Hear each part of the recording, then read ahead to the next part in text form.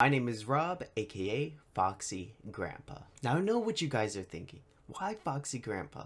Why not just use your own name for this YouTube channel? Well, in this video, I'm going to go over the origins of that, as well as everything else leading to this point. It all started long ago in the state of California. I grew up to be a very charismatic and energetic person, always acting out and always trying to court anyone's attention at any given time. This proved to be a double-edged sword though, because while I was incredibly confident in who I was, we have 7 more days! It was hard for me to really vibe with other people who sort of was on that plane at that time.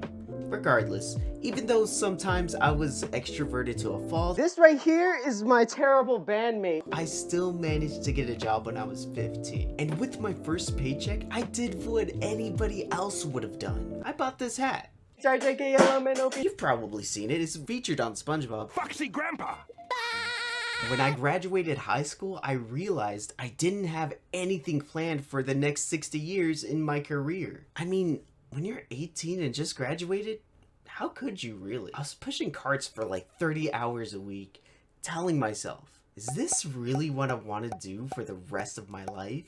The answer is no.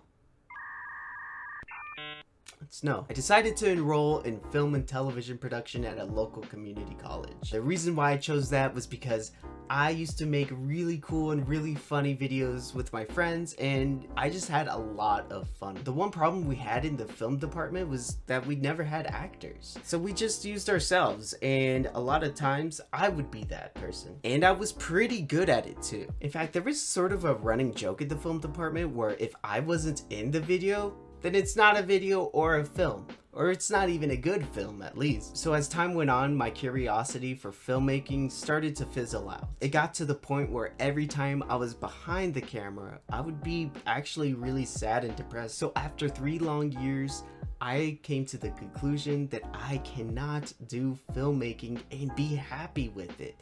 Now, don't get me wrong, those 3 years were probably one of the best years of my life, and I've met so many people from that. I just think that it wasn't for me, at least at this point in my life. So with this new passion that I sort of found out that I had, I wanted to act on it.